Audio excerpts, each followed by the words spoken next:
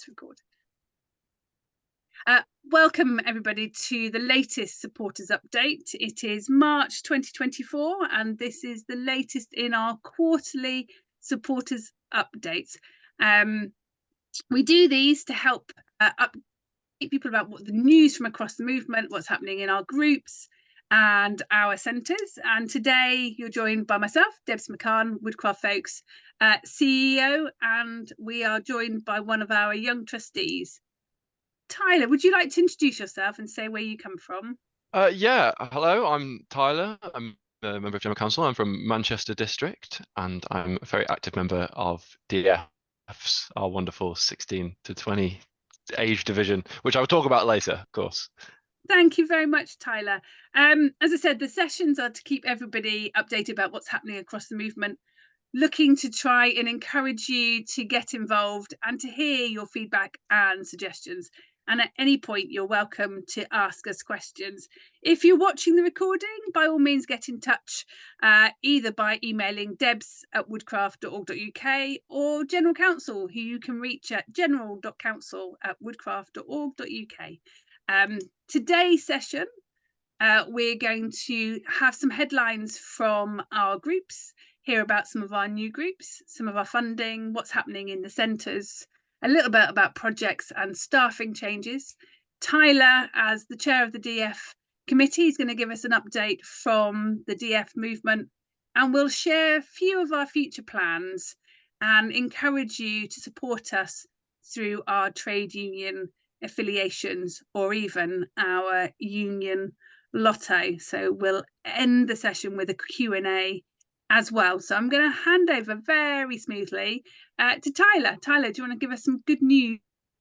Yeah, so in terms of our group headlines, we've opened 16 groups in 2023 and we have had well, the slide is actually outdated here. We've had 4 new groups register in 2024, which is really, really great news because, I mean, we're what are we on March 2024? I don't know where it's going, but we are still technically early days. If you think about it in the kind of grand scheme of things, we've got new groups sort of developing in various locations, with a new group opening in Lewes in April. And we would just like to say that if you would like support to open a new group, then please contact membership@woodcraftfolk.org.uk or attend the next online fireside chat for new groups, which will be held on Monday, the 25th of March at 6 p.m. Thank you very much. The membership team are very keen to support any volunteer who's looking to set up a new group, either in an existing district or in a new location. So do get in touch because they're waiting for your call or email. I wanted to also say a big thank you for those of you who attended the last supporters update in December. We were talking about our Christmas challenge, which seems quite a long way away. We managed to attract 90 people to give us donations, and we had pledges from 20 organisations, and we raised just over £12,000, which will support Woodcraft Folk activities throughout 2024. So thank you very, very much. That was our second Christmas challenge, and we will, of course, we're making our plans for 2024 and are highly likely to repeat the process at the end of this year. So if you were one of our donors or pledges, thank you very much. A lot of our pledges came from the trade union movement, so a really big thank you to people like PCS and to the Communication Workers Union and the Fire Brigade Union for their support. Thank you, thank you, thank you. Every little penny, including that 25p, helps. And then a little bit more about other funding. We received just before Christmas around £50,000 to support some residential activities at our centres. So Cudham has been really busy supporting Hackney, Hounslow and Brighthelmstone to have subsidised trips, as well as our partner Free to Be Kids, and they will be organising at the end of this month a venture activity weekend supported by this grant. Biblins has been able to develop a new relationship with a local high school, working particularly with school refusers to build their confidence and to build their resilience so that they can re-enter school, and they'll be taking part in a 6-week programme on site, which started last week in the snow. Which feels that definitely a good way to build your resilience is going to Biblins in the snow. And finally, Lockerbrook has been hosting 10 different residentials as part of this funding for a whole host of organisations. Organisations new to Woodcraft Folk. We reached out to the Yorkshire and Humber Youth Work unit to identify a whole host of partners, lots of which are working with young people in care and giving them their very first residential experience. And the group who came in at the weekend were from Calderdale and did not wish to leave. They thought it was a beautiful location and really enjoyed the support of our volunteer wardens and the activities that they did whilst they were there.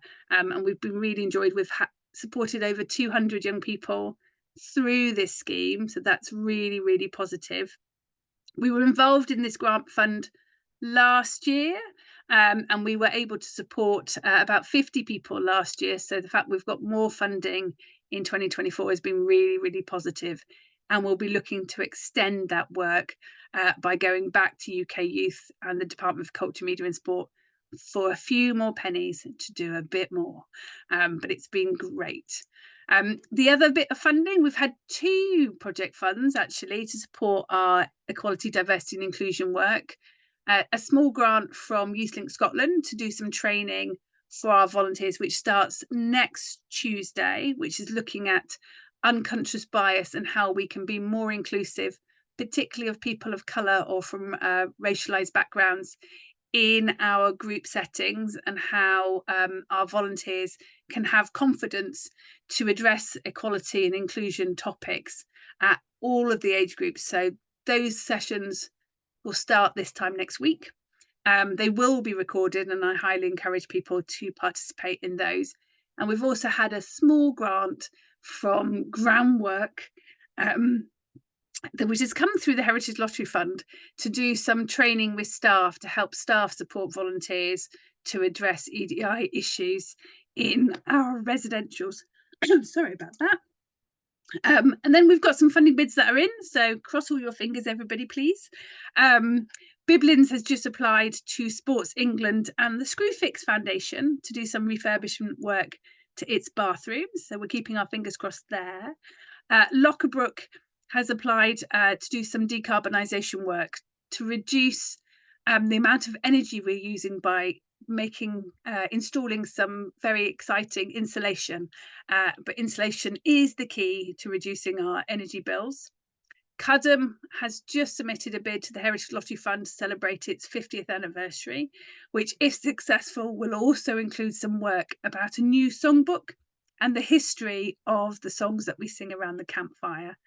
And finally, Highgate has also applied for some money to do some family fun activity days to try and relaunch Woodcraft Folk groups in the Calderdale community. So we're all keeping our fingers crossed, and hopefully I can report to you soon that those grants have been successful and the works will begin across our network. And I'm going to ask Tyler to give us a bit more of a centres update about what's happening in our residential centres. Over to you, Tyler. Yeah, so we've got both Cudham and Highgate have more bookings compared to the same period in 2023, which is really great news. And we have Biblins joining Lockerbrook as it's awaiting to hear the outcome of a recent Learning Outside the Classroom accreditation visit, which is a quality mark that will give added confidence to schools and other youth organisations who want to visit the site. And then we've got a really busy year for birthdays and anniversaries with our centres, because this year Lockerbrook is celebrating 60 years as a residential centre. And what they have done is launched a Just Giving page to support their future investment in decarbonisation. So I will be putting that link in the chat now. And then we've got Cudham celebrating its 50th anniversary. And we've got Highgate getting in on the birthday celebrations because it's celebrating its 25th anniversary. So if you do feel able, please support Lockerbrook's birthday decarbonisation fundraiser. But it's a really good year for all of our centres because they've been around for so long. And here's to many more years. The Cudham one, we were doing some work with the Jewish Lads and Girls Brigade, who had the site before Woodcraft Folk, to map how the site has changed. And as I said, we've just put in this funding bid to the Heritage Lottery Fund, which, if we're successful, will give us some resources to capture the oral histories of those founding volunteers, one of which is now 84. So it is time to collect her story of her 50 years involvement at Cudham, as well as this work around the songbook. So we're looking forward to that progressing. As always, the centres are keen to encourage volunteer wardens. So if you feel that you have some time to spare and fancy taking some time in any of the locations, wardens are always encouraged. Please reach out. And to give you a bit more of a project update, not all of this is good news. So sadly, the Green Influencers Scheme came to an end. And for 2.5 years, that's been working with young people in Leeds, helping them to develop green social action projects, which has involved a lot of investment in improving school grounds, introducing allotments, learning about tree planting, doing litter picking across the city.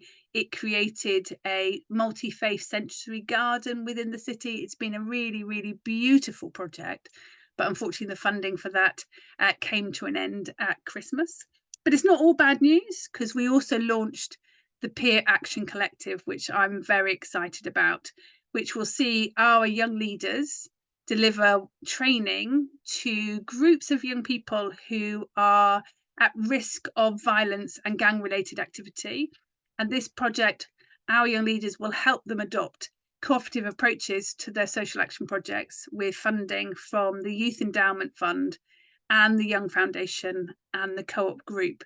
So that project's going to run for the next 2 years, and we really hope that it will be a way to make bridges of Woodcraft Folk into new communities, as well as share the cooperative approach to life with young people who we feel have quite a lot to benefit from exploring those values. So we did some training back in February and trained 15 young people to deliver those workshops, and they'll be delivering them up and down the country, from Exeter to Hull and various cities in between. But we launched the project last November with a workshop in Grantham, of all places. But it's very exciting, and I'm sure you will hear more about that over the next couple of years as our young people go out and do some outreach and workshop delivery. And we've had some staff changes, and I can't remember if Tyler's going to tell you about this or me. Am I telling them? I can't remember now. So I'm going to tell you while I've got the microphone on. At the end of the year, we said goodbye to 3 of our staff. Richard, who had been our head of resources since October 2020, said goodbye to go and do a PhD. And then we had 2 project staff leave: Elaine, who had been working on the Green Influencers project, and Carmen, who had been on a 12-month trainee placement as part of New to Nature. We're always really sad when we say goodbye to staff, but it'd been really lovely to give Carmen that development opportunity, but also to support Elaine to work with so many young people in Leeds. Because of Richard's departure, we've welcomed Ruth as our new head of resources, who started last Wednesday. So she's 3 days in, and she's joining us from the National Membership Organisation for Musicians. So has an understanding of working with volunteers, with trustees, and with member branches. So we're really lucky to have her, and we're currently doing lots of induction with Ruth. And if you are a treasurer involved in any finance, Ruth will soon become your #1 port of call. Tyler, you definitely are doing the DF update, so over to you. Yeah, there's a lot to say about what's going on in DFs at the minute, because it's all very new and exciting. And I think we had not a quiet 2 years, because if you sort of know, if you've been around in DFs, like, you will have known that it's been anything but quiet. But we're sort of getting our marketing and publicity act back together quite a bit, and with sharing with the wider organization sort of what we've been up to. And what we have been up to is our at the end of 2023, we had our annual Winter Wonderland event, which was a big success, massive success for us. We have had we broke some records for attendees. on a DF event in sort of recent memory, because we have such a fast turnover in DFs. It's we move through sort of like the people in DFs completely change basically every 3 years based on who is got volunteer time, who's in university, that kind of thing. And so previously the record for attendees on a DF event kind of post-COVID was set at around 70 people at our DF camp, which was in 2021. But then we managed to topple that record at Winter Wonderland, which was held in Weston-super-Mare last Christmas, just after Christmas, December 27th to the 30th it was. And it was 4 very good days. And we had 80 people. We had 100 bookings, which is amazing for us, and then we had 80 people, which is even more amazing, because that scale of event is really allowing us to kind of expand our operations and expand the quality of both social and business events that we can organize and that we can enable 16 to 20 wards to participate in. So the reason we had so many people at that DF camp, or not that DF camp, sorry, at that Winter Wonderland, was directly, we like to think, as a result of a recruitment drive that we did at last summer's Ventura camp, where we had a lot of DF-aged participants who were participating in that event as Venturers, 16 and 17-year-olds, but we wanted to be there. We had a strong DF presence, a strong amount of DFs volunteering to help make that camp possible. And we would be out there speaking to these sort of prospective DFs and telling them about all the fun stuff that we do. And a lot of them really, really resonated with it. And we saw a lot of them make the trip to Weston-super-Mare at the end of last year. And it was really, really great. Also this year, just a few weeks ago now, we had our first business meeting of 2024.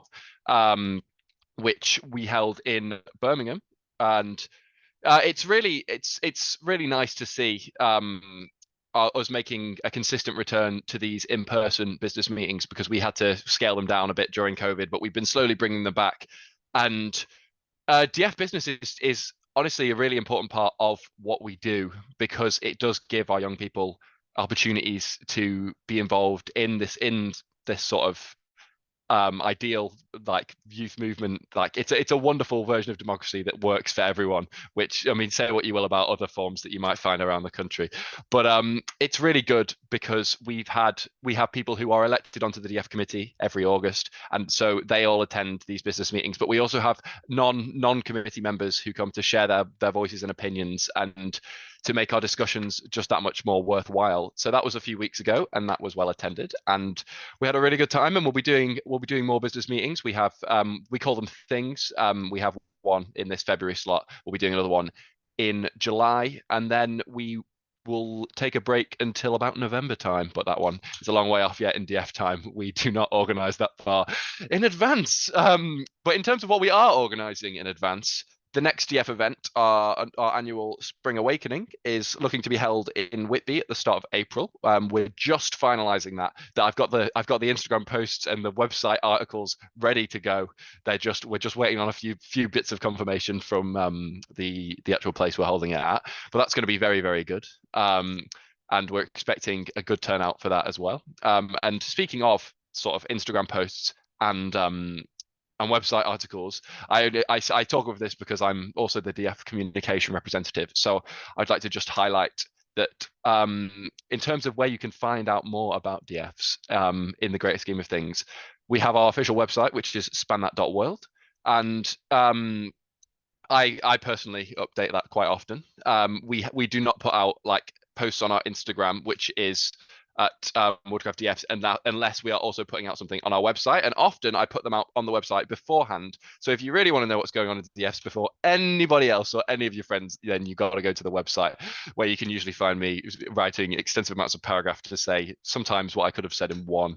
But it's fun. And there's loads of photos, and there's loads of resources about what DFs do and how we're governed. We have our own constitution and our own democratic procedures, and they're all in lovely PDF documents that if you've got some spare time, you can go and read them. And yeah, so we're all building towards in 2024 our DF camp this summer, which is hopefully going to be our biggest one in quite a few years, specifically because there is we've fought against large national camps in the last few years, and specifically Common Ground. We set offering a 7-day DF camp to people after they've just had 10 days of incredible like national woodcraft camps with all their age ranges. It doesn't always look that appealing, but we do have high hopes for this summer's DF camp, which we are currently also organising. We've got a separate team who are organising that, and then we will build towards our annual meeting as DFs, our all thing meeting, which will be happening just a few weeks later, towards the end of August, where we will elect another committee, and I'm sure they'll do more great things in the next year. So yeah, if you want to find out more about DFs, on Instagram at Woodcraft DFs or spanthat.world. Yeah, thank you. Thank you, Tyler. That was a lot of information, but we are really pleased because after sort of the COVID lull, we've had a bit of gap in DF activity, and that the traditional cascade from one year to the next has been broken. So it's really beautiful to see them restarting with great enthusiasm, and I look forward to some DF campaigns coming this way following Spring Awakening. Other stuff. Are you doing this bit as well, Tyler? I think I am. I think you are too. Yeah, I love an opportunity for me to talk more. So, in terms of what else is coming up on our calendar, this summer we are doing what I believe is our first ever Pioneer Camp, and that will be happening between the 28th of July to the 3rd of August at Biblin's, which will be for 10 to 12-year-olds, our pioneers and their group leaders. And it's new territory, but I think it's going to be really good. And I'll put the link to that in the chat. You can see it on the slides. And then I feel like, do I need to say next slide, please? Is that the expression? There's Camp 100, of course. Not this year, but next year. It's all we are talking about. Because it's going to be really great. Camp 100, of course, is going to be our big centenary celebration, and that will be held at Kelmarsh Hall in Northamptonshire. For anyone who went to Common Ground, they will be familiar with that place. That will be between the 27th of July and the 6th of August. And there's all of their social medias that are there on the slides. The team are working so hard. They've just had their last meeting in just the last weekend, and I mean, for everything I've heard from them, it's sounding like it's going to be a great event. There's some really passionate volunteers behind it, and I think we're all really looking forward to just having that opportunity to see the whole movement again and be camping a field for 10 days again. It'll be great. It will be, and in particular the team have been looking at a number of issues, trying to learn lessons from Common Ground. The programme team in particular are looking about more active activities for some of our pioneers, which was some of the feedback that we got, and therefore they're still keen to hear from anybody who wishes to help with programme. And the accessibility team have also heard some feedback about how to support those with either additional support needs, whether or not that's sort of physical disabilities or sensory issues, to engage with camp, and they have learnt lots and lots of lessons from our Common Ground experience. So I'm really looking forward to that, and please, if you haven't already, speak to one of the team. The team at the moment are ringing around every group and district to answer questions and to sign people up to bring delegations, and we'll be looking to invite our international friends too. So that's the date for the diary, 27th of July to the 6th of August. We know the place, we've been there. The sun will shine, I promise. And then I've got to end with a few asks. So for those of you who've been to the supporters updates before, you know that we regularly talk about our union affiliations, and we've been rebuilding our links with unions over the last 12 months, and we were really pleased to have 6 new trade unions come and join us and give their financial support to Woodcraft Folk, including the National Education Union, who we've been working on a campaign called No Child Left Behind, which is campaigning to prevent childhood poverty and particularly childhood hunger. So if you've not seen some of those resources, do take a look at the website. And we're asking everybody who is in a union to ask their local branch to affiliate if they can, or to ask their national union to affiliate to Woodcraft Folk. And if you want some information about that, please message fundraising@woodcraft.org.uk. doesn't cost much, although we'd encourage larger donations, of course. But I think it's a really great sign of solidarity between the trade unions and Woodcraft Folk, who we hope are breeding, training, educating, inspiring future trade unionists. I'm not sure that we are, or maybe we are breeding them as well. And then my last ask, we have signed up to the General Federation of Trade Unions weekly lotto. This is a lottery that's organised by the GFTU to support trade union training of trade unionists, but also to support good causes. So Woodcraft Folk receives a proportion of the funds spent in the lotto, and every player for every ticket has a chance to win £25,000 a week, and they often have added incentives. Whether this latest added incentive this month is all about games consoles and winning the latest Switch, various games, Switch console, and various bits of technology. I don't play a Switch, you can tell, can't you? But lots of different headsets and gadgets to have your ultimate Switch experience.